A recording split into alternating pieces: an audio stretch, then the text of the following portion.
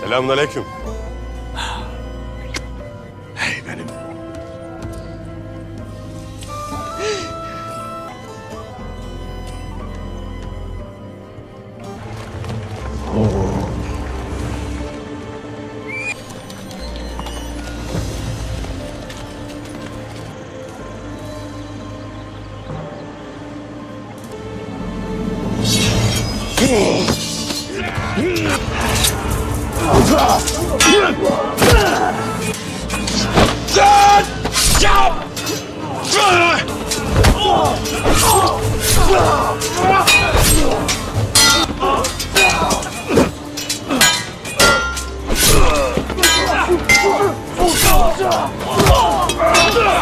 Şimdi en büyük avın sen olacaksın.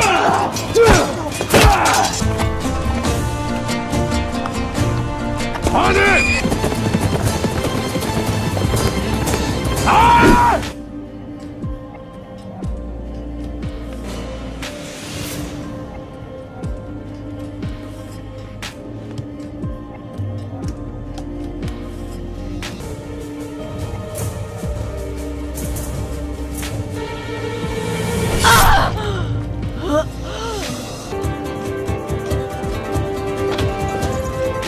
Aslanlar.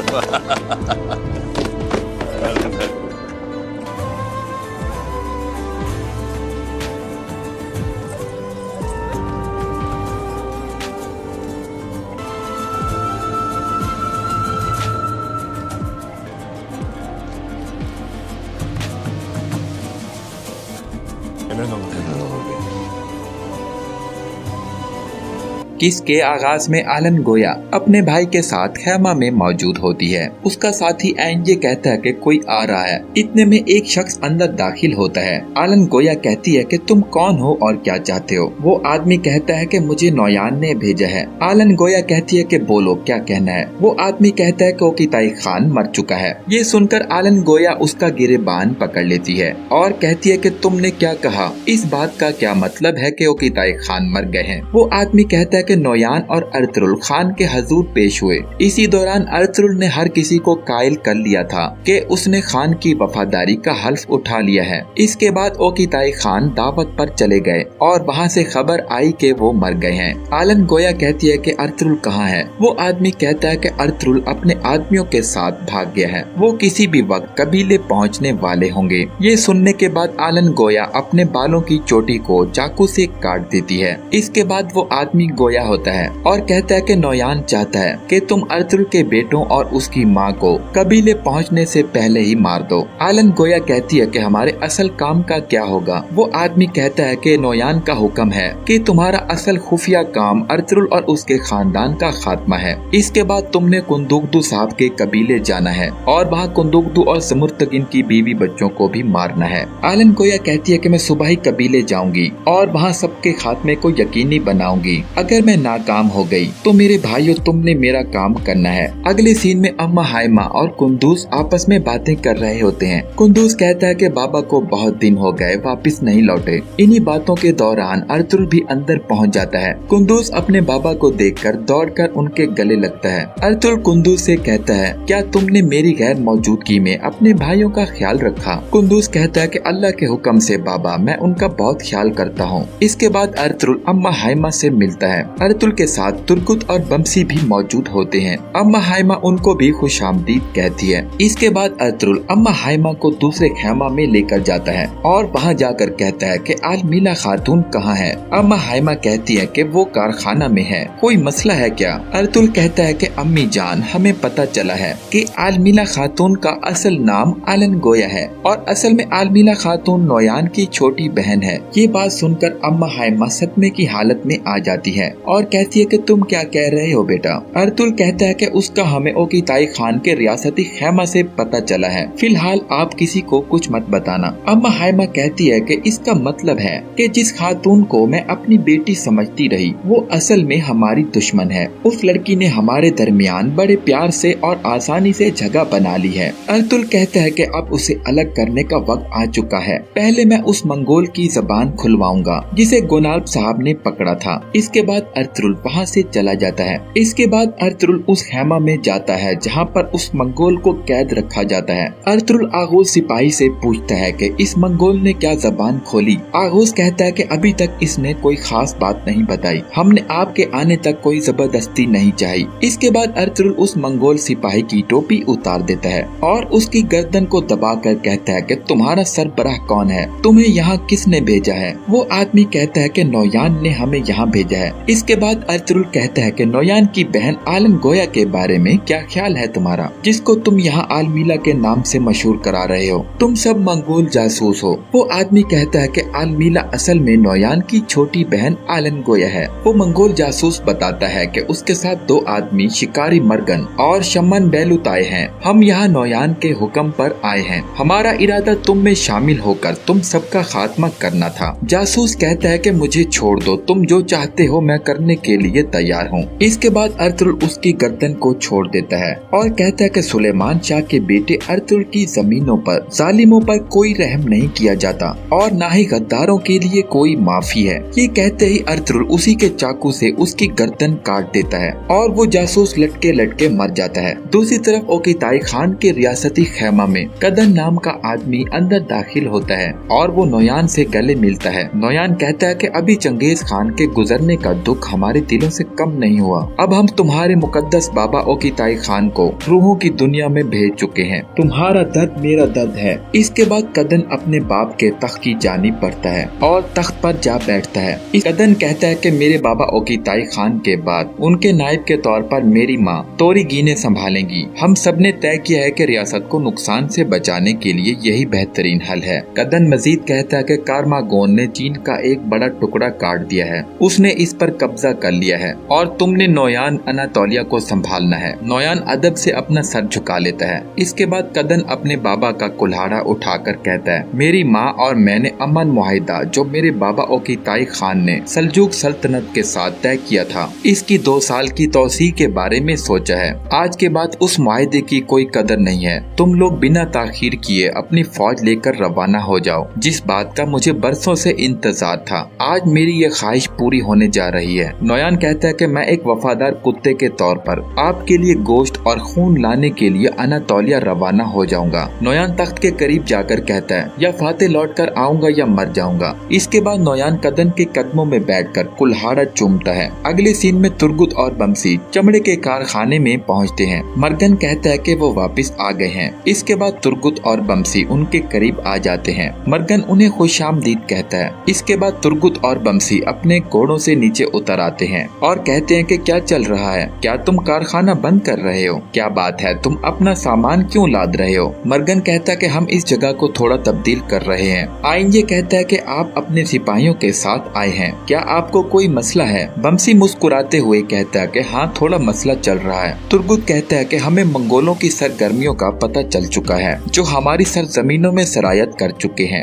और हमें ये भी पता चल गया है कि वो लोग कौन हैं। आइंजे कहता है कि वो कौन है। बमसी मुस्कुराते हुए कहता है कि वो कौन हो सकते हैं, वो चमड़े के कारखाने के बेलू गोताई और मर्गन है। ये सुनते ही दोनों साइड के सिपाहियों में लड़ाई शुरू हो जाती है। दूसरी तरफ अम्मा हाइमा खेमा में मौजूद होती है। इसी दौरान आलमीला खातून अंदर आती है और अंदर आते ही कहती है कि कुंदूज और साउची यहाँ मौजूद नहीं है। अम्मा हाइमा कहती है कि वो सोगे खातून के पास हैं। तुम क्यों पूछ रही हो। आलमीला जवाब देती है कि कल हम खाले बेचने लंबे सफर पर रवाना हो जाएंगे। जाने से पहले मैं आपसे मिलना चाहती थी और आपकी दुआएं और हाथ का बोसा लेना और बच्चों को प्यार करना चाहती थी। अम्मा हाइमा कहती है कि बहुत अच्छा मेरी बेटी, यहाँ आओ मेरे पास बैठो। आलमीला खातून बैठते ही कहती है कि कल रात मैंने एक ख्वाब देखा। अम्मा हाइमा कहती है कि अल्लाह करे अच्छा ख्वाब देखा हो तुमने। आलमीला ख्वाब सुनाते हुए कहती है मैंने ख्वाब में देखा कि अर्तुगरुल साहब खैर खैरियत से कबीले वापस आ गए हैं। अम्मा हाइमा कहती है कि हम जानते हैं कि मंगोल हमारे दरमियान सरायत कर चुके हैं और वो हमारी नस्लों के बहुत करीब आ चुके हैं, बल्कि हमें तो यहाँ तक शक है कि वो हमारे कबीले में भी घुस चुके हैं। आलमीला कहती है कि ये कैसे मुमकिन है। अम्मा हाइमा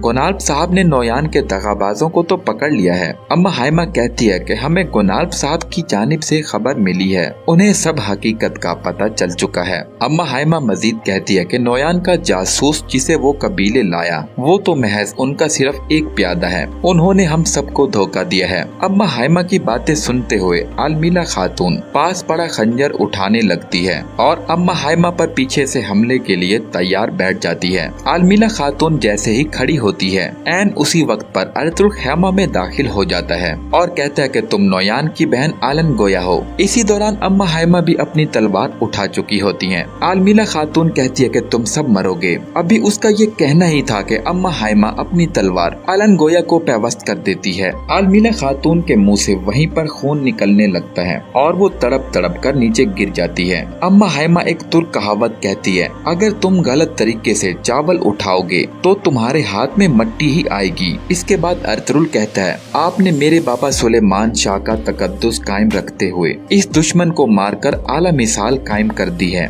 इसके बाद अम्मा हाइमा अर्तुगरुल को कहती है, नोयान का खून तुम पर हलाल हो बेटा, अल्लाह पाक तुम्हें अपनी तलवार से उसे काटना नसीब फरमाए। अर्तुगरुल जवाब देता है, इंशाअल्लाह अम्मी जान। दूसरी तरफ चमड़े के कारखाने में बमसी आइंजे को ठिकाने लगा देता है। तुर्गुत मर्गन को कहता है, तुर्क बहादुर गीदड़ों का शिकार नहीं हुआ करते। मैंने बहुत से दुश्मनों का शिकार किया है और तुम उनमें से सबसे बड़े दुश्मन हो। कारखाने में शदीद लड़ाई जारी होती है, लेकिन इसी दौरान मर्गन वहाँ से फरार होने में कामयाब हो जाता है। मर्गन घोड़े पर बैठकर फरार हो जाता है। तुर्गुत कहता है कि मैं इसकी जान लेने ही वाला था कि इसकी मदद को एक और गीदड़ आ गया और वो इस मौके का फायदा उठाकर भाग गया। बमसी कहता है कि ये गीदड़ कहाँ तक फरार हो सकता है, ये बहुत जल्द अपने अंजाम को पहुँचेगा। मुझे यकीन है कि अर्तुगरुल भाई ने अलमीला का काम भी तमाम कर दिया होगा। चलो कबीले वापस चलते हैं। अगले सीन में नोयान अपने खैमा में अपने जंगजुओं को नक्शा की मदद से समझा रहा होता है। नोयान कहता है कि अनातोलिया में दाखिल होते वक्त जिस तुर्क ने हमारी इताअत ना की हम उसे काट डालेंगे और जिसने हमारे आगे हथियार डाल दिए उन्हें हम अपने खैमों का कुत्ता बना देंगे। नोयान का जादूगर कहता है कि टेंगरी की ताकत तुम्हारी तलवार को कुव्वत बख्शे नोयान। इसके बाद नोयान खड़े होकर कहता है, हम तुर्कों पर मशरिक की तरफ से आए हुए मट्टी के तूफान की तरह उतरेंगे और जब हम इस तूफान से अर्तुगरुल को निगल लेंगे इसके बाद हमारा अगला निशाना नीकिया होगा। दूसरी तरफ काई कबीला में अर्तुगरुल अपनी माँ और आर्तुक साहब के साथ मौजूद होता है। अर्तुगरुल कहता है कि इंशाल्लाह तुर्गुत और बमसी बाकी गद्दारों को भी काबू कर चुके होंगे। अम्मा हाइमा कहती है कि मेरे बच्चों के हाथों से कोई नहीं बच सकता। इसी दौरान तुर्गुत और बमसी भी फातिहाना अंदाज में अंदर दाखिल होते हैं। अर्तुगरुल खड़े होकर इन दोनों को गले लगाता है। बमसी कहता है कि अल्लाह के हुक्म से भाई हमने उनको तोड़ डाला। तुर्गुत कहता है कि वो सब मर चुके हैं। अर्तुगरुल कहता है कि अल्लाह तुम्हारी कलाइयों को ताकत दे और तुम्हारी कलाइयाँ कभी बल न खाएं। कुंदूज तुर्गुत को बताता है कि अलमीला खातून को दादी ने मार दिया है। दादी ने अपनी तलवार से सांप को काट डाला। अर्तुगरुल तुर्गुत और बमसी से कहता है, हमारी रिवायात के मुताबिक हिजरत से पहले हम जिरगा बुलाएंगे। हिजरत करने से पहले हम अपने सरदारान से मशवरा करेंगे और हम उन्हें कबाइल की सूरत हाल से आगाह करेंगे। अर्तुगरुल कहता है, फिर हम हानली बाजार में जिरगे की तैयारियां करते हैं। इसी दौरान एक सिपाही अंदर आकर कहता है, हजूर नीका से एक वफद आ रहा है। अर्तुगरुल कहता है कि कौन लोग हैं वो? सिपाही कहता है, वो शहनशाह का बेटा है। बमसी कहता है, भाई शहनशाह का बेटा यहाँ क्यों आ रहा है? अर्तुगरुल कहता है, उन्हें अब समझ आ गई है कि तुर्कों से दुश्मनी मोल नहीं लेनी चाहिए। अगले सीन में तुर्गुत बमसी अपने सिपाहियों के साथ काई कबीला के बाहर मौजूद होते हैं और इसी दौरान शहनशाह का बेटा भी वहाँ पहुँच जाता है। वो कहता है कि मैं शहजादा थियोडोर हूँ, मैं शहनशाह यानिस का बेटा और जानशीन हूँ। तुर्गुत कहता है कि मैं चौदार का सरदार तुर्गुत हूँ। शहजादा कहता है, मैं शहनशाह की जानिब से अर्तुगरुल साहब से मिलने आया हूँ। मैं उन्हें शहनशाह की जानिब से तहाइफ और अमन की तजवीज पेश करना चाहता हूँ। तुर्गुत कहता है, अर्तुगरुल साहब आपका रियासती खैमा में इंतजार कर रहे हैं। इसके बाद तुर्गुत अब्दुल रहमान को कहता है कि भाई को जाकर इत्ला दे दो। इसके बाद अब्दुल रहमान अंदर जाकर अर्तुगरुल को बताता है। अर्तुगरुल कहता है, उसे अंदर भेज दो। इस तरह से ये किस्त यहाँ इख्तिताम पजीर हुई।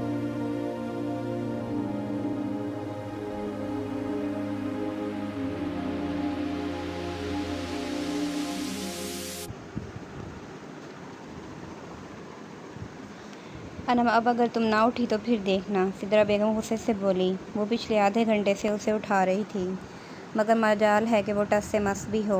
आखिरी बार बोल रही हूँ बस अब, अनम का बाजू हिला के कहा। वो इसकी नींद से सख्त तंग थी, इसको जहाँ सुलाओ वहीं सो जाती थी और सारी दुनिया को फरामोश करके सोती थी कि अगर हम फट भी जाएँ तो मुश्किल से उठेगी। अम्मी आप जिया को तो उठा दें, अनम उठ बैठी थी। वो उठ चुकी है, बहुत अच्छी बेटी है मेरी, तंग नहीं करती मुझे। फिर तुम कहती हो कि मैं इससे ज़्यादा प्यार करती हूँ। 5 मिनट में नीचे आओ, सिद्रा बेगम ये कहकर चली गई और उनके जाते ही अनम फिर लेट गई। क्या यार, संडे को भी नहीं सोने देते हो? फुट जा अनम, वरना आप मार पड़ जानी है।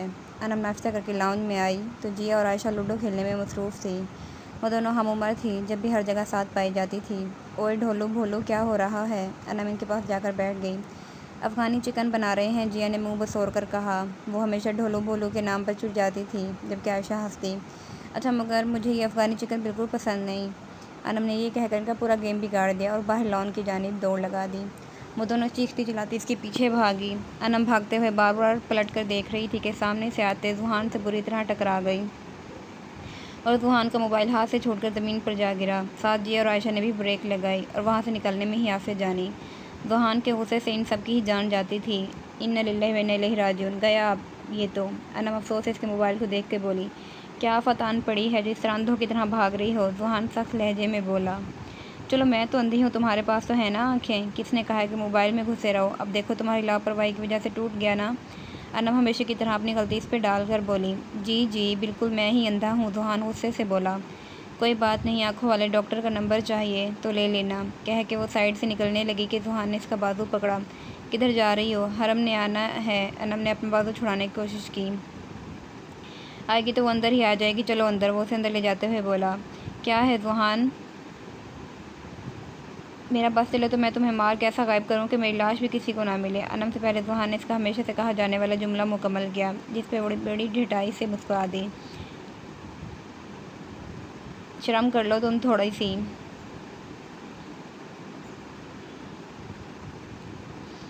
और मैं शोहर हूँ तुम्हारा, यही तो मसला है। क्या कहा तुमने? कह रही हूँ कि यही तो मेरी खुशकिस्मती है कि मैं ज़रा दादो को देख लूँ। अनम ने बात बदली। मैं अंदर आ जाऊँ दादो? अनम ने दरवाजे से गर्दन निकाल कर पूछा। हाँ हाँ आ जाओ। इशरत बेगम बेड पे तस्वीरें फैलाए बैठी थी। क्या कर रही हैं? अनम ने एक तस्वीर उठा के पूछा जो इनकी शादी की थी। कुछ नहीं, इन यादों का मैंने क्या करना है, वो सुर्दगी से बोली। हाय दादो, आप तो क्या आफत ढाती थी, क़यामत लग रही हैं। अनम इनका ध्यान बटाने को बोली, जिसमें उन्होंने इसके बाजू पर एक थप्पड़ रसीद किया। नी शर्म कर कुड़िए। क्या दादो, मैं तो तारीफ़ कर रही हूँ, अनम बाजू से हिलाकर बोली। फिर वो काफ़ी देर तक इनके पास बैठी बातें करती रही। जिया और आयशा भी वहीं आ गई थी। किस नंबर 2? बहुत जल्दी नहीं आ गई तुम? अनम ने हम से मिलते हुए शिकवा किया। क्या बताऊँ, मम्मा मार्केट ले गई थी, बस फिर पूरी मार्केट घुमाई दी है। उफ, मेरे पैर में दर्द कर रहे हैं। हरम बेड पर बैठती अपने पैर पकड़कर बोली। इसलिए कहते हैं कि काम करने और चलने फिरने की आदत होनी चाहिए। कल को शाम होगी, फिर क्या करोगी? अनम दादी अम्मा की तरह बोली। हाँ हाँ, खुद तो 12 बजे तक सोती हो और मुझे दर्स दे रही हो। हर मुँह बसोर कर बोली। मेरी सिर्फ नींद बहुत पक्की है, बाकी अल्लाह का शुक्र है सब काम कर लेती हूँ। अनम हाथ उठा के बोली। वैसे तुम्हें पता है आज मोहित भाई और फवाद भाई आ रहे हैं। जिस मीटिंग के लिए गए थे वो अल्हम्दुलिल्लाह कामयाब रही है, अनम ने बताया। मोहित के नाम पे हरम के चेहरे पर बेसाख्ता मुस्कुराहट फैली थी। वो दोनों कॉलेज के पहले दिन मिली थी, फिर आहिस्ता आहिस्ता इनकी दोस्ती गहरी होती गई। अनम को वो छुई मुई सी लड़की बहुत अच्छी लगी थी। 1-2 दफ़ा मोहित अनम को कॉलेज ड्रॉप करने गया था। वह हरम इसको देख कर दिलहार बैठी थी, जो कि अनम बखूबी जानती थी। अब वो दोनों यूनी में थी और इनकी दोस्तियाँ पहले से ज़्यादा गहरी थी। हरम के सब घर वाले जैसे अनम को जानते थे, वैसे ही अनम के सब घर वालों को। इशरत बेगम सुल्तान अहमद साहब के 2 बेटे थे, बड़े फ़हीम और छोटे शहजाद। फ़हीम साहब और हुमा बेगम के 2 बेटे और 1 बेटी थी। ज़ुहान बड़ा बेटा था और इससे 1 साल छोटा फवाद था, और आयशा सबसे छोटी थी। शहजाद साहब और सिदरा बेगम की 2 बेटियाँ और 1 बेटा था। मोहित सबसे बड़ा था, इससे 2 साल छोटी अनम और फिर जिया थी। फ़हीम साहब और शहजाद साहब ने अपने बच्चों को पढ़ाई ख़त्म होते ही इनको हिस्से दे दिए थे। अब बिजनेस वो तीनों संभालते थे और अक्सर फ़हीम और शहजाद साहब ऑफिस के चक्कर लगा लेते थे। जिया और आयशा फर्स्ट ईयर में थी और दोनों ही कॉमर्स की स्टूडेंट थी, या ये कह लें कि इस घर के सब बच्चों ने कॉमर्स ही पढ़ी थी सिवाय अनम के। वो मेडिकल पढ़ रही थी और अब यूनी की 2nd ईयर में थी। अनम अपने दादा सुल्तान अहमद साहब की बहुत लाडली थी, इसलिए अपने आखिरी वक्त में उन्होंने इसका और ज़ुहान का निकाह की ख्वाहिश की, जिसे सबने खुश दिली से तस्लीम कर लिया था।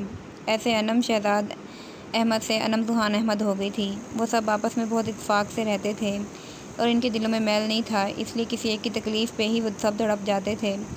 भाई जिया नहीं करो ना, जाओ यहाँ से, वैसे भी हरम आ गई थी, मेरा काम अधूरा रह गया है। अनम पढ़ रही थी, मगर जिया की ज़िद थी कि वो इससे बातें करें।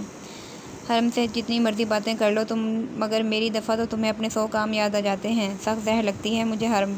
मेरी बहन के पास मेरे लिए टाइम नहीं होता, इसके लिए होता है। इन दिनों में 2 साल का फ़र्क था, इसलिए बेतकल्लुफ़ी बहुत थी। तुम भी तो हर वक्त आयशा के साथ होती हो, अनम ने कहा। तो जब तुम मुझे टाइम नहीं दोगी तो क्या करूँ, जिया भी दूबदू बोली। अच्छा भाई ये लो, बस रख दिया सब, अनम ने किताबें बंद कर दी। कोई ज़रूरत नहीं, अपना काम करो तुम। बस इतना कहूँगी कि मैंने तुम्हारे साथ हर को शेयर कर लिया है, तो इसका हरगिज़ ये मतलब नहीं है कि तुम मेरे हिस्से का वक्त भी मुझे ना दो। पढ़ो जो पढ़ना है। जिया गुस्से से बोलकर कमरे का दरवाज़ा ज़ोर से बंद करके चली गई। पीछे अनम से आवाज़ें देती रह गई। वो जानती थी कि वो अनम को लेकर बहुत ज़्यादा कॉन्शियस थी। वो उसे किसी से शेयर नहीं कर सकती थी। अनम के निकाह के वक्त भी वो बहुत रोई थी। सब ने ही उसे समझाया था कि वो इसी घर में है, मगर वो फिर भी बहुत रोई थी। अरे भाई आपको कोई काम था तो मुझे बुला लेते, अनम ने मुइज़ को आते देकर कहा। जिया कहाँ है? मुइज़ बेड पे नींद दराज होकर बोला। नाराज़ है मुझसे, आज अपने कमरे में ही सोएगी, अनम ने बताया। क्यों? मुइज़ ने पूछा। बस हमेशा वाला टॉपिक हर, अनम ने हंसकर बताया। अच्छा चलो एक काम करो, अपने हाथ की अच्छी सी चाय बना के ले आओ और जिया के कमरे में ही ले आओ, मुइज़ ने कहा। क्या कर रही हो इस टाइम? अनम चाय बना रही थी जब सुहान पानी का जग लिए किचन में दाखिल हुआ। उफ, सुहान डरा दिया, अनम दिल पे हाथ रख के बोली। ऐसा कौन सा मशकूक काम कर रही हो? सुहान फ्रिज से पानी लेकर जग में उंडेलते हुए बोला। चाय बना रही हूँ, अनम ने बताया। इस वक्त चाय? सुहान ने हैरानी से पूछा। चाय पीने का कोई वक्त नहीं होता, अनम ने कहा। हाँ और तुम लोग तो वैसे भी उल्टे दिमाग के हो, सुहान ये कहकर किचन से निकल गया। बड़ा आया, खुद का दिमाग जैसे जगह पे है ना, अनम चाय कपों में डालते हुए बड़बड़ाई। नहीं भाई ये हमेशा यही करती है। अनम चाय लेके कमरे में दाखिल हुए तो जिया मुइज़ से इसकी शिकायतें लगा रही थी, जबकि मुइज़ मुस्कुराहट दबाए इसकी बातें वो गौर से सुनने की कोशिश करता जाहिर कर रहा था। अच्छा ना जिया बस करो, तुम खुद गई थी वापस, अनम चाय मुइज़ को थमाते हुए बोली।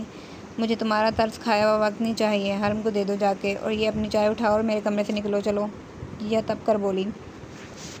जी मैं तुम्हें 1000 दफ़ा बोल चुकी हूँ कि जो तुम्हारी जगह है वो किसी की नहीं हो सकती, अनम नरमी से बोली। अच्छा बस कर दो दोनों, और अनम अब मैं तुम्हारी शिकायत ना सुनो, और जिया इस बात को लेकर नहीं लड़ना, किसी और बात पर भी लड़ लिया करो, मुइज़ मुंह बनाकर बोला और वो दोनों हंस दी। फिर रात देर तक इनकी बातें चलती रही। Case number 3। वैसे आज वो तालिया आ रही है, जिया ने चिप्स खाते हुए अपनी तरफ से बहुत पते की बात बताई। हाँ तो अनम चैनल चेंज करते हुए बोली।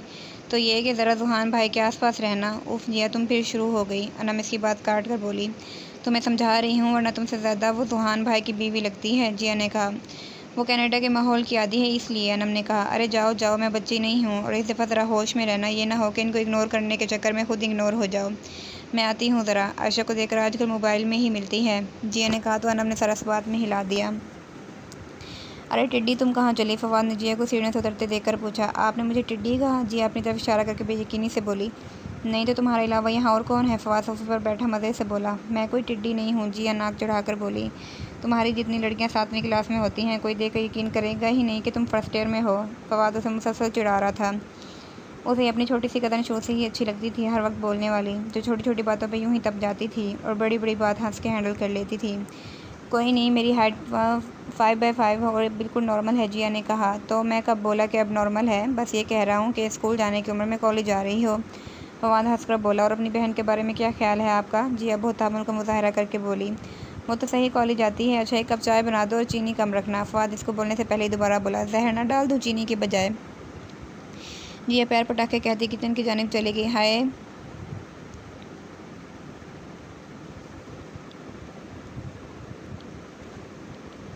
क्या कर रही होता है अम्मी? जिया किचन में गई तो हुमा बेगम को काम करते देखकर बोली। आज सालिया आ रही है ना, इसकी पसंद का खाना बना रही हूँ, हुमा बेगम मसरूफ़ से बोली। आखिर बहन की बेटी जो ठहरी, जिया बड़बड़ाई। तो तुम क्या कर रही हो? हुमा बेगम ने पूछा। फवाद भाई ने चाय का बोला है, जिया ने बताया। तुम जाओ, मैं बना के दे दूँगी इसको, हुमा बेगम ने कहा। उन्हें अनम और जिया अपने बेटों पर लेके कभी नहीं भाई थी। सुहान की शादी वो तालिया से करना चाहती थी, मगर ससुर की ख्वाहिश पे चुप कर गई, और अब वो फवाद के हवाले से सोच रही थी। मगर फवाद आजकल कुछ ज़्यादा ही जिया में दिलचस्पी ले रहा था, जो उन्हें खटक रहा था। जी ठीक है, आयशा कहाँ है? जिया ने पूछा। अपने कमरे में, उन्होंने जवाब दिया। वही टिड्डी मेरी चाय? फवाद ने उसे खाली हाथ देकर पूछा। ताई अम्मी ने कहा कि वो खुद बना कर देंगी, जिया कहकर आयशा के कमरे की जानिब बढ़ गई, जो कि फवाद ने अच्छा कह के कंधे उचका दिए। कहाँ मसरूफ़ हो आजकल? जिया कमरे में दाखिल होकर बोली। आयशा मोबाइल में मसरूफ़ थी, इसको देख के जल्दी से मोबाइल साइड में गई। क्या कहीं नहीं, तुम्हें कोई काम था? आयशा ने बुक खुलाकर पूछा। नहीं मैं तो वैसे ही आई थी, जिया ने बताया। मेरे सर में दर्द है, मैं सोने लगी हूँ, कुछ देर बाद में आ जाना, आयशा लेटते हुए बोली। अच्छा, जिया गुस्से से दरवाज़ा बंद करके चली गई तो आयशा ने दोबारा मोबाइल उठा लिया। मैं कह रही हूँ ये लड़के आजकल दूसरे कामों में मसरूफ़ है, जिया कमरे में आके गुस्से से बोली। क्या हो गया? अनम ने पूछा तो जिया ने उसे सब बताया।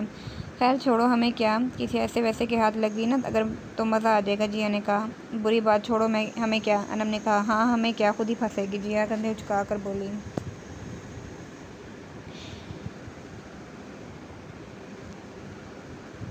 किस नंबर 4 क्या कर रही हो तालिया? अनम को बराबर में आके बैठी। अनम ने एक नज़र नागवारी से उसे देखा जो जीन्स टी शर्ट पहने हुई थी। क्या दिख रहा है? अनम ने मुस्कुराकर पूछा तो तालिया ने मुंह बनाकर साइड में हो गई और ज़ुहान को मुखातिब किया। ज़ुहान, आज तुम मुझे आइसक्रीम खिलाने लेकर चलोगे? हाँ ज़रूर, ज़ुहान ने सर हिलाकर कहा। क्यों, कनाडा में आइसक्रीम नहीं मिलती क्या? फवाद ने पूछा। ज़ुहान के साथ गए बहुत टाइम हो गया ना, तालिया ने एक नज़र अनम को देख के कहा। ओ, वहाँ ज़ुहान नहीं मिलता ना, मुईद ने हंसकर कहा और अनम को साथ ले आने का इशारा किया करके वहाँ से उठ गया। ज़ुहान ने एक सख्त नज़र मुईद पर डाली और फिर अनम पे, जिसने उसे एक नज़र भी नहीं देखा था। तालिया के आने पर हमेशा यही होता था। हाँ जी, क्यों बुलाया? अनम ने कमरे में आकर पूछा। क्यों, वहाँ बैठकर अपना दिल जलाना है तुमने? मुईद सब कर बोला। उसे वो लड़की शुरू से ही नापसंद थी और अब तो फिर बहन का मामला था। वैसे भाई हरम की सालगिरह है अगले हफ्ते, अनम ने बताया।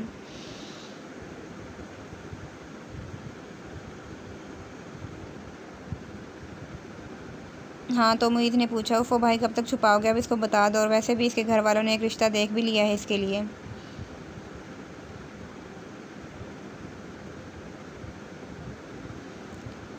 उन्होंने दूसरी बात अपनी तरफ से बनाकर बोली, जानती जो थी कि अपने भाई से काम किस तरह करवाना है, जो कि मुझे चुप रहा। मेरे पास एक आइडिया है, कल या परसों अम्मी के साथ इसके घर रिश्ता ले जाती हूँ, मगर उसे अभी बताएंगे नहीं कि रिश्ता आपका है। ये बात आप उसकी सालगिरह पे खुद एक्सपोज करेंगे।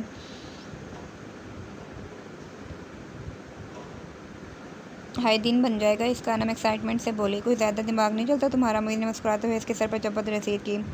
अब तो बोल दें एक दफ़ा कि वो अच्छी लगती है, अनम ने एक आंख दबाकर कहा। बदतमीज़, शर्म करो, बड़ा भाई हूँ तुम्हारा, मुईज़ ने मसनूई गुस्से से कहा और फिर वो दोनों हंस पड़े। अम्मी, आपने एक जगह जाना है आज, अनम ने सरगोशी की। कहाँ? सिद्रा बेगम ने पूछा और अनम ने उन्हें सब बता दिया। अच्छा, लेकिन तुम्हारे अब्बू और दादों से तो बात कर लूँ, सिद्रा बेगम कहकर उठी। फिर सुबह तक मुझे बता दीजिएगा ताकि हरम को मैं अपने साथ रखूँ, अनम ने जाते हुए कहा। वो कमरे से निकली तो सामने से तालिया और ज़ुहान आते नजर आए। इसने घड़ी पर नज़र दौड़ाई तो घड़ी एक का हिंसा बजा रही थी। हमें तो 10 बजे के बाद निकलने नहीं देते कोई, हत्ता कि किसी के साथ भी जाने नहीं देते, और यहाँ सैर सपाटे हो रहे हैं। सब याद रहेगा ज़ुहान मुझे, अब ऐसे तो ऐसे ही सही, हमें भी एक दफ़ा झूठे मुँह बोल देता। अनम गुस्से से सोचने लगी, फिर जल्दी से सोफे पर बैठ के मोबाइल इस्तेमाल करने लगी। तुम यहाँ क्या कर रही हो? ज़ुहान ने रुक कर पूछा। ओ वो तुम यहाँ? अनम ने मसनूई से चौंक कर कहा। क्या कर रही हो यहाँ पे? ज़ुहान ने दोबारा पूछा, जबकि तालिया के बराबर में खड़ी मुस्कुरा रही थी। कश्मीर आज़ाद कराने की कोशिश कर रही हूँ, अनम ने तब कर जवाब दिया। क्या मतलब? ज़ुहान ने पूछा। दिख नहीं रहा अपनी आंखें आइसक्रीम पार्लर में छोड़ आए हो क्या? अनम मोबाइल की तरफ इशारा करके बोली, जबकि ज़ुहान ने इसकी अनसुनी करके इसको बाजू थामते हुए इसको कमरे में ले गया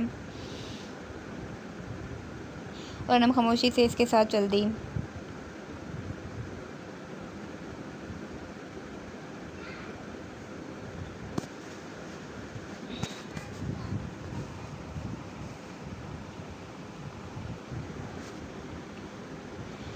ठीक है अनम, हम कल बाहर चलेंगे, तुम तैयार रहना। नहीं, मैं नहीं जाऊँगी, तुम जाओ सीयत तालिया वालिया के साथ।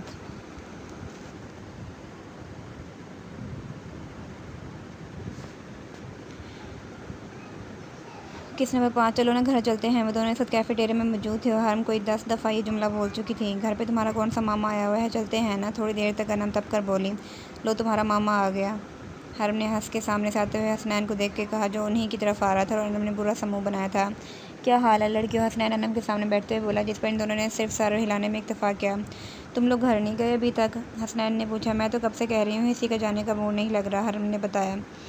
जाओ उठो, जाओ तुम यहाँ से, अनम उसे बैग थमाते हुए बोली। वैसे अनम, कल तुम्हारे शोहर को देखा था, किसी लड़की के साथ था। हसनैन गौर से इसका चेहरा देखते हुए बोला। हाँ, इसकी दूसरी बीवी थी। और तुम क्या इसका पीछा कर रहे होते हो, या मैंने तुम्हें उसकी जासूसी के लिए रखा हुआ है, जो तुम मुझे इसकी रिपोर्ट दे रहे होते हो हर वक्त? अनम ने मुस्कुरा कर कहा, जबकि उसे खुद पर जब्त किया हुआ था, वरना इसका दिल चाह रहा था कि इसके सर फाड़ दे। जो आए दिन इसको बता रहा होता कि आज मैंने ज़ुहान को वहाँ देखा और कल वहाँ।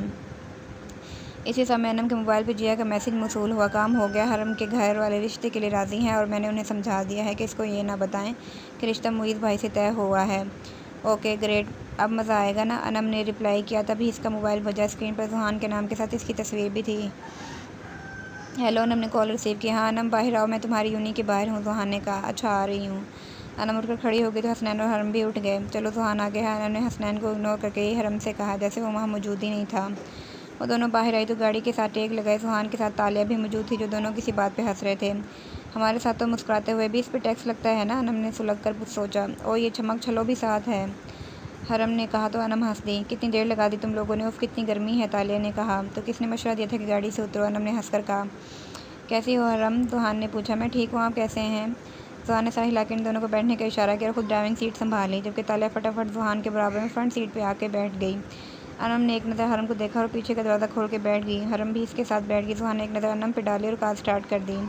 ये सब चलता रहा तो बहुत मसला हो जाएगा। हरम ने मोबाइल पर मैसेज टाइप करके मोबाइल स्क्रीन अनम के सामने की। मेरी बला से उन्होंने लिखा, तुम लोग क्या बातें कर रही हो? तालिया ने इन दोनों को मोबाइल एक दूसरे को देते देखा तो पूछा, तुम लोगों को बताना होता तो सामने बात करते ना, अनम ने कहा।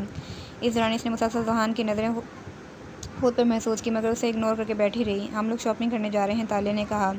नहीं जुहान भाई, आप लोग जाएं, मुझे घर ड्रॉप कर दें और मुझे भी घर छोड़ कर जाना, मैं वैसे भी बहुत थक गई हूँ, अनम ने मोबाइल इस्तेमाल करते हुए मसरूफ़ से अंदाज में कहा। कि कौन से पहाड़ तोड़ के आई हो? आपकी बार जुहान ने ज़रा सख्त लहजे में बोला। तो किसने मशवरा दिया था कि इतनी दोपहर में निकलो, शाम में या रात में ले जाते इसको? वैसे भी आजकल तुम्हारे पास टाइम ही टाइम है, अनम ने अब इसको देखे बगैर जवाब दिया। ओके तालिया, हम रात में चलेंगे आराम से, अब की बार जुहान ने तालिया से कहा। ओके तालिया ने मुस्कुरा के कहा। हरम का घर आ गया तो वो उतरी, मैं तुम्हें बाद में कॉल करूँगी, ओके खुदा हाफिज़। हरम कहकर उतर गए तो जुहान ने गाड़ी आगे बढ़ा दी। आ गई मेरी बेटी। हरम घर में दाखिल हुई तो शुमाइला बेगम ने उसे देखे कहा, उफ बहुत गर्मी है। वो सोफ़े पर बैठती हुई बोली, हाँ ये तो है, तुम फ्रेश हो जो मैं खाना लगाती हूँ मैंने अपनी बेटी के लिए। क्या बात है, आज आप बहुत खुश लग रही हैं, हरम ने पूछा। बात ही कुछ ऐसी है, वो पुरजोश से होके बोली। ऐसी क्या बात है, हरम ने इश्तियाक से पूछा। भाई मैंने तुम्हारा रिश्ता पक्का कर दिया है, बहुत अच्छे लोग हैं। शुमाइला बेगम ने हरम के सर पे बम फोड़ा। क्या कह रही हैं आइए आप? वो जितना हैरान होती इतना कम था। क्या मतलब? मुझे सही लगा मैंने कर दिया और मुझे कोई बहस करनी इसी बारे में? हाँ ये सब जल्दी है, मगर वक्त दो, सब ठीक हो जाएगा। शुमाइला बेगम ने दो टोक बात की। मुझे भूख नहीं है, हरम आंसू पीती कमरे में भाग गई। पीछे से शुमाइला बेगम उसे आवाज़ें देती रह गई। जुहान कहाँ है? अनम ने इधर उधर देखते हुए पूछा। आपके सैयद जी तालिया के साथ शाम से निकले हुए हैं और आपको अपनी नींदें पूरी करने से फुर्सत कहाँ है? जिया ने तंज किया। शाम से? अनम ने कहा। जी शाम से, जिया ने जवाब दिया। रात में तो मुझे लेके जाना था इसने, अनम ने कहा। मैडम आप अपना शोहर खुद प्लेट में रखकर पेश कर रही हैं, जाके कॉल करो जुहान भाई को। जिया फ़ोन थमाया उसे। मैं क्या करूँ? अनम ने कदम उचका के कहा। फिर दिल जलाओ बैठ के, जिया ने तब कर कहा और वहाँ से चली गई। कर ही लेती हूँ कॉल, कुछ नहीं होता, अनम ने सोचते हुए जुहान को कॉल मिलाई जो दूसरी बेल पे उठा ले गई। कहाँ हो जुहान? अनम ने पूछा। शॉपिंग पे आया था तालिया के साथ, तुम बताओ कोई काम है? जुहान ने पूछा। हाँ कब आओगे तुम? डिनर करके ही आएंगे, मम्मा को बता देना तुम्हें कोई काम है। ओके मैं बता दूँगी, अनम ने कॉल कट कर दी। अब याद नहीं मुझे लेके जाना, मैं खुद ही बोल देती। नहीं मैं क्यों बोलूँ, अनम खुद से बोली। जुहान कमरे में दाखिल हुआ तो घड़ी 12:15 का हिंसा बजा रही थी। उसे काफ़ी की शदीद तलब हो रही थी। मोबाइल ऑन करके इसने ऑल माइन वाली चैट खोल के मैसेज टाइप किया था, एक कप कॉफ़ी प्लीज़। अब वो बेड पे लेटा इसे मनाने का सोच रहा था।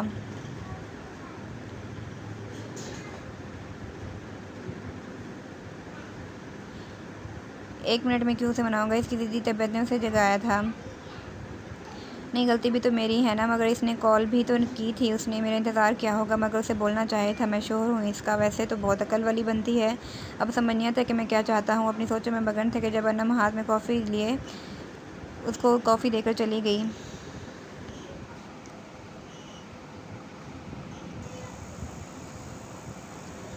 अनम कमरे में वापस आई तो इसका मोबाइल बज रहा था। इसने कॉल रिसीव की। कहाँ हो? 500 दफ़ा फ़ोन कर चुकी हूँ। दूसरी बार हरम की आवाज़ उभरी। मुझे पता है तुम्हारा मैथ्स ख़राब है, 5 मरतबा बोलना चाह रही हो। अनम हंस के बोली। हाँ वेरी फ़नी, हरम ने दब कर कहा। अच्छा भाई क्या हो गया? अनम ने पूछा। मम्मा ने रिश्ता पक्का कर दिया है, पता नहीं किस उल्लू के पट्टे से, हरम ने कहा। ओए तमीज़ से, अनम को कहाँ बर्दाश्त था कि कोई इसके भाई को कुछ बोले। तुम्हें क्यों तकलीफ़ हो रही है? कौन सा तुम्हारे भाई को कह दिया मैंने? तुम्हें कब मेरे भाई से मोहब्बत थी? और आंटी ने तो कुछ सोच कर ही किया होगा, माँ है मैं तुम्हारी, इसलिए राज़ी हो जाओ और कल मिल के बात करते हैं। अनम ने कहकर खटाक से फ़ोन बंद कर दिया, जबकि हरम मोबाइल को घूरती रह गई। उल्लू की नानी, कल मिलते हैं फिर बताती हूँ। और हरम हंसी होकर बोली। एक तो ये हफ्ते वाले दिन का कॉलेज जाना अजाब है, अब ये नाश्ता मैं नहीं बना रही, ऊपर से आयशा भी नहीं जा रही। जी आंखें में उलझते हुए बोली। वो बढ़ाते हुए किचन से निकली तो फवाद से टकरा गई। वो फलाब क्या सुबह सुबह जिन की तरह नाजिल हो गए हैं। जी अपना सर पकड़ के बोली। तुम यहाँ क्या कर रही हो? फवाद पैंट की जेबों में हाथ डालकर बोला। भगना डाल रही हूँ, जी कहकर साइड से जाने लगी तो जब फवाद इसके सामने दोबारा आया। आयशा तो नहीं जा रही, तुम क्यों जा रही हो? इसने पूछा। वो अपनी मर्ज़ी से नहीं जा रही है, अब अभी जाते हुए मुझे कॉलेज छोड़ने प्लीज़, जिया ने कहा। अच्छा चलो नाश्ता बनाओ, अपना भी और मेरा भी। शाबाश, फवाद ने कहा। अच्छा ठीक, ये कहकर वो जल्दी से किचन में घुस गया और फवाद मुस्कुरा दिया। जुहान भाई नहीं जा रहे नाश्ता करते हुए? जिया ने पूछा। देर से आएगा, फवाद ने बताया। हाँ कल का सारा दिन एडवेंचर्स में जो गुजारा है ना, इसलिए अब आराम कर रहे होंगे, जिया ने सर झटक के कहा, जैसे पीछे से आते जुहान ने बखूबी सुना था। कौन से एडवेंचर की बात कर रहे हो? जुहान इसके सामने आके बोला। जो एक पल को रुकी मगर फिर नज़रअंदाज करके दोबारा नाश्ता करने लगी। मुझे नहीं पसंद कोई मेरे असूलों के खिलाफ बात करे। दुहा ने पता नहीं उसे क्या समझाने की कोशिश की, जिया समझ नहीं सकी। आपके असूल आपके लिए हैं, हम आपके असूलों के पाबंद नहीं हैं जुहान भाई। अपने असूलों की हार बहुत बुरी होती है। जिया ने उसे जवाब दिया और उठ के चली गई। मेरा नाश्ता जुहान ने बात बदली। मुझे देर हो रही है, तालिया बाजी से कह दें वो बना देंगी, और वहाँ इनको कहाँ कुछ करना आता होगा। जिया ने मुस्कुरा के कहा और आखिर में अपनी बात पे खुद ही हंस दी, जबकि जुहान ने कुछ सख्त कहने से खुद को बात रखा। वो दोनों बहनें इसका बहुत सब्र आजमाती थी, कम अज़ कम वो खुद यही समझता था।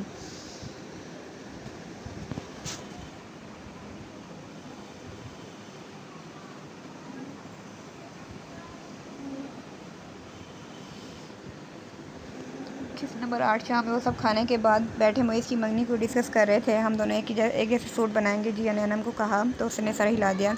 इतना अजीब लगता है, ऐसे लगता है एक ही थान से कपड़े बनवाए हैं। ताले ने कहा, ये ट्रेंड है और सेम कलर नहीं होगा, हमारे कलर्स अलग होते हैं। जिया ने कहा, क्या हो रहा है, आयशा भी वहीं आ गई हो, आज तो ईद का चाँद नज़र आया है। जिया ने हंस के कहा, हाँ भाई, कहाँ मसरूफ़ हो तुम आजकल, फवाद ने कहा। और आज कॉलेज भी नहीं गई थी तुम, तुहान ने पूछा। वैसे ऐसे ही मेरा दिल नहीं कर रहा था भाई, चलें कहीं बाहर चलते हैं, आयशा ने कहा। फवाद के साथ चली जाओ, मुझे काम है, सुहान ने कहा। हाँ, 2-3 दिन तो तालेबाजी के साथ थे, काम पेंडिंग पे होगा ना आपका, आयशा तड़क कर बोली। आयशा, जुहान ने पुकारा। मैंने कुछ गलत नहीं कहा, आयशा ने मुंह बनाया। अरे छोड़ो, हम चलते हैं ना, फवाद ने कहा। हाँ, और मैं भी तो चल रहा हूँ ना, मुइज़ ने इसके बाल बिगाड़ के कहा। मैं नहीं जा रही, तुम लोग जाओ, ताले ने मना किया। हाँ, आप क्यों जाएंगी, ये जिया बड़बड़ाई, और फवाद ने इसे कोहनी मारकर चुप करवाया। चलो उठो फिर, मुइज़ ने कहा तो सब उठ गए। तुम बैठ जाओ, ये कहीं नहीं जा रही, जुहान ने अनम को मुखातिब किया। मैं क्यों नहीं जाऊँगी, अनम ने तब कर पूछा। क्योंकि मैंने मना कर दिया है, ये नहीं जाएगी, वो सबको बोल के उठ गया, जबकि अनम पैर पटक के इशरत बेगम कमरे में चली गई। क्या हुआ मेरी बेटी को,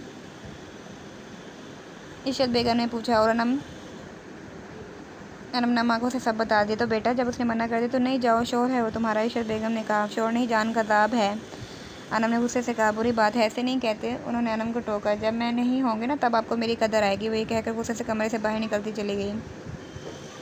तुम लोग जाओ, सब लाउंज में इंतजार करते थे कि अनम ने आकर कहा, और अपने कमरे की तरफ चली गई, और जिया का मुंह बन गया। चलो इट्स ओके, मुइज़ ने जिया के कंधे पे हाथ रख के कहा, और वो लोग चले गए। तुम्हें फूल बहुत पसंद है ना, अनम लॉन में खड़ी गुस्से में मुँह फैलाए पौधों को पानी दे रही थी। जब जहान इसके बराबर में आकर खड़ा हुआ, वो खामोश रही। मैं किसी दिन तुम्हारे सर पर फूल मारूंगा, मगर गमले के साथ, ताकि बचपन में गिरने से जो तुम्हारा दिमाग उलट गया है ना, वो ठीक हो जाए। क्यों, मैंने कौन सी तुम्हारी बाजी छेड़ दी है, ने तंग कर जवाब दिया। जब तुम्हें पता है कि मैंने नहीं जाने देना था, फिर इस गुस्से की वजह, जुहान ने इसको कहा।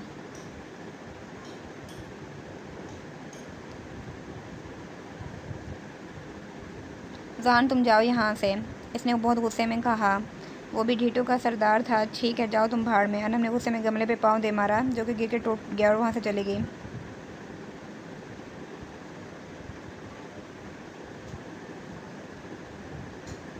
क्या भरोसा था, वो गमला इसी के सर पे दे मारती। अच्छा ना, बात सुनो,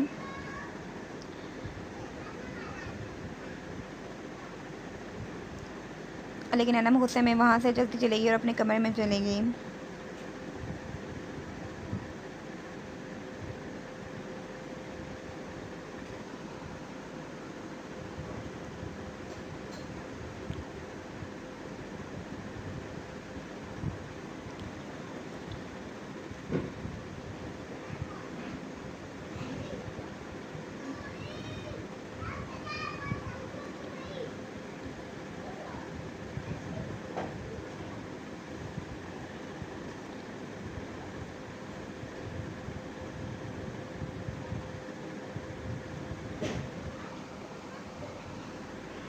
फिर थोड़ी देर बाद जुहान फिर आया। वो गेम खेलने में मसरूफ़ थी कि चलो बाहर चलते हैं, और तालिया भी इसके साथ थी, लेकिन उसने कोई जवाब नहीं दिया।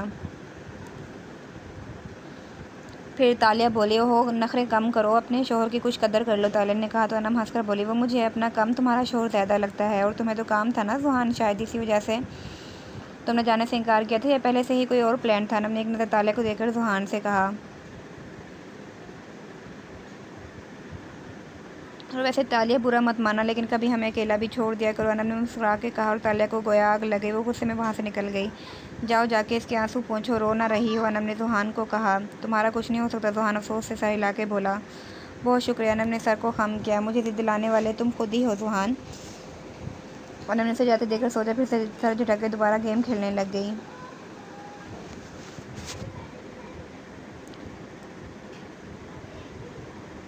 हाय, हसनैन ने कहा। ओ हाय, बैठो, अनम ने चौंक कर कहा। कैसी हो? हसनैन ने बैठते हुए पूछा। ठीक हो, तुम कैसे हो?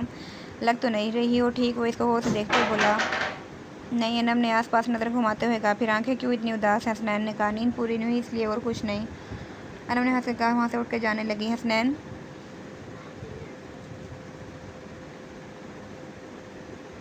और हसनैन इसको देखता रह गया। चलो मान लेता हूँ, हसनैन ने भी हंस के कहा। ना भी मानो तो कोई मसला नहीं। अनम ने उठते हुए कहा। बैठ जाओ, कुछ बात करनी है, हसनैन ने कहा। और अनम तो हैरान रह गई।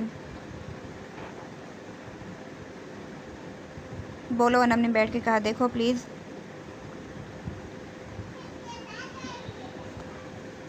तुम बुरा मत मानना,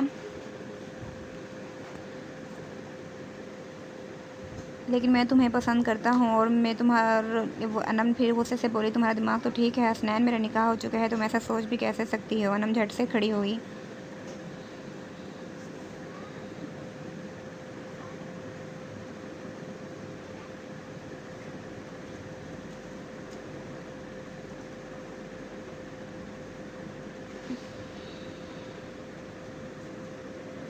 फवाद भाई जिया ने कमरे के दरवाजे पर खड़े होकर उसे आवाज़ दी। हाँ, आज वो बालकनी से अंदर आया। वो मुझे ये कुछ सवाल समझा दें। टेस्ट है मेरा कल, और मुईज़ भाई भी घर पे नहीं है, उसने अंदर आते हुए बताया। हाँ अच्छा, दिखाओ क्या पूछना है, वो सोफे पे बैठते हुए बोला। तो जिया भी इसके साथ बैठ गई। अब इसको खुद करो। समझाने के बाद फ़ौरन फवाद ने नोटबुक इसके सामने बढ़ा दी। जिया सवाल हल करने में मसरूफ़ थी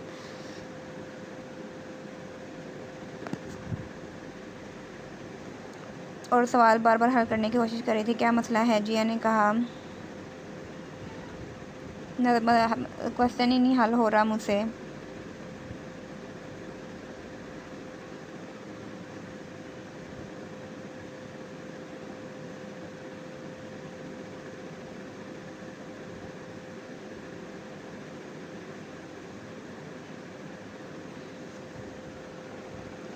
ठीक है, मुझे समझ आ गया, मैं कर लूँगी। वो किताबें समेटते हुए जल्दी जल्दी बाहर चले गए। फवाद भी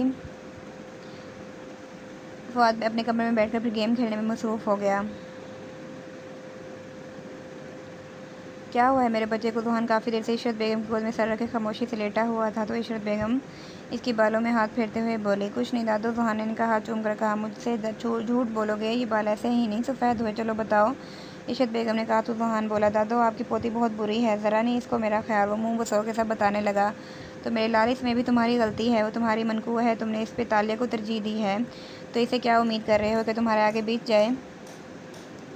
इस दिन तुमने उसे सबके साथ जाने नहीं दिया और ख़ुद तुम ताले के साथ घूमते फिरते हो। दो लोगों के दरमियान कोई तीसरा आ जाए तो तबाही मुकद्दर बनती है, और तुम खुद ताले को बीच में ला रहे हो। तुम चाहते हो कि वो तुम्हारी तरफ बढ़े तो पहल तुम्हें करनी होगी। तुम इसकी इज़्ज़त करो, मोहब्बत तुम्हें बाद में मिल जाएगी, और जब तुम उसकी इज़्ज़त नहीं करोगे तो कोई और इसकी इज़्ज़त कैसे करेगा, और वो तुम्हारी इज़्ज़त कैसे करेगी?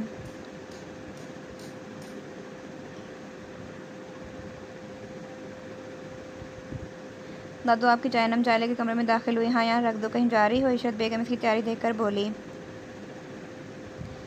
इनकी बात सुनकर ज़ुहान ने भी आंखें खोली। जी, मुईज़ भाई के साथ जा रही हूँ काम से। अनम ने ज़ुहान को देखे बगैर जवाब दिया। अच्छा, खैर से जाओ, उन्होंने कहा। तो वो जी कहकर कमरे से निकल गई। किसने बर्दाश्त? हमारे ससुराल से कोई नहीं आया? अनम ने चिप्स खाते हुए पूछा। अम्मी बता रही थी कि सुबह आए थे। हरम ने मुँह बना के बताया। पागल, बस इंजॉय करो, मुँह क्यों बनाया हुआ है? बल्कि मुझे तो इतनी खुशी है, अनम ने कहा, और हरम खामोश रही। क्या तुम किसी और को पसंद करती हो? इसकी खामोशी देखकर अनम ने दोबारा कहा। तुम ऐसा सोच भी कैसे सकती हो? हरम गुस्से से बोली। क्यों, किसी को पसंद करने में क्या बुराई है? हाँ, वैसे मुझे लगता था कि तुम्हें मुईज़ भाई पसंद है, मगर तुमने इस बात की भी तरदीद कर दी। अनम ने अफसोस से सर हिलाकर कहा और सर झुका गई। इसकी हंसी पकड़ी न जाए। अफसोस का क्या फ़ायदा, अब अम्मी मेरी एक नहीं सुन रही। हरम ने सोचा, फिर झटक कर बोली। तुम्हारी हसनैन से क्या बात हुई है? मत पूछो, मैं तो इसकी हिम्मत पे हैरान हूँ। अनम ने कहा। हुआ क्या? हरम ने दोबारा पूछा और अनम सब बताने लगी। वो अफसोस बेचारा, हरम ने कहा। अरे कहाँ का बेचारा, इतनी ही शर्म कर ले कि मेरा निकाह हो चुका है, अनम ने तब कर कहा। खैर, तो मंगनी पे क्या पहन रही हो? हरम ने पूछा। अभी सोचा नहीं है। तुम सुबह से मेरे पास आ जाओगी ना, फिर मैंने बता दिया। हरम ने फैसला सुनाया। कोशिश करूँगी। चलो भाई आ गए हैं, मैं चलती हूँ। अनम मोबाइल पर मुईज़ का मैसेज देखकर उठते हुए बोली। इतनी जल्दी आ गए? तुम्हारे भाई, इनका कहीं दिल नहीं लगता? हरम ने मुस्कुरा के कहा। इनका दिल लगाने वाली ढूंढ रहे हैं, अनम ने भी मुस्कुरा के कहा। हरम की मुस्कुराहट सिमटी थी, जैसे अनम ने बखूबी देखा। चलो अल्लाह हाफिज़, इससे मिल के चली गई। वैसे भाई क्या ख्याल है, मंगनी की जगह डायरेक्ट निकाह ना हो जाए? अनम ने पूछा। मुँह बंद करोगे मंगनी? ठीक है बस, मुइज़ ड्राइविंग करते हुए बोला। मुझे क्या, मैं तो आपकी भलाई में कह रही थी। अनम कंधे उचकाकर बोली। बहुत शुक्रिया, मुइज़ ने सर हिलाकर कहा। हाँ तुम बताओ दुहान का क्या हाल है? मुइज़ ने याद आने पे पूछा। ओ मेरे अल्लाह, आपकी आंखें ख़राब हो रही हैं, आपको नहीं पता कि कैसा है वो? अनम ने शरारत से कहा। तो मुइज़ हंसने लगा। तुम नहीं सुधरने वाली ना? तो अनम ही हंस पड़ी। बहुत गलत बात है, ये मुझसे बात नहीं करें। जिया बोल के मुंह बनाकर साइड पे बैठ गया। अरे तो तुम फिर चली जाना, क्या हो गया? सिद्रा बेगम बोली। ऐसे कैसे, एक तो वो दोनों खुद ही चले गए, आने दो इनको ज़रा। जिया मुंह बना के बैठी रही। क्या हुआ चाची? दुहान और फवाद नीचे आए तो जिया मुंह फुलाए बैठी थी और सिद्रा दुहान नीचे आए तो मुंह फुलाए बैठी थी और सिद्रा बेगम से समझा रही थी। तो फवाद ने पूछा। कुछ नहीं बेटे, इसका तो दिमाग ख़राब है। सिद्रा बेगम ने कहा।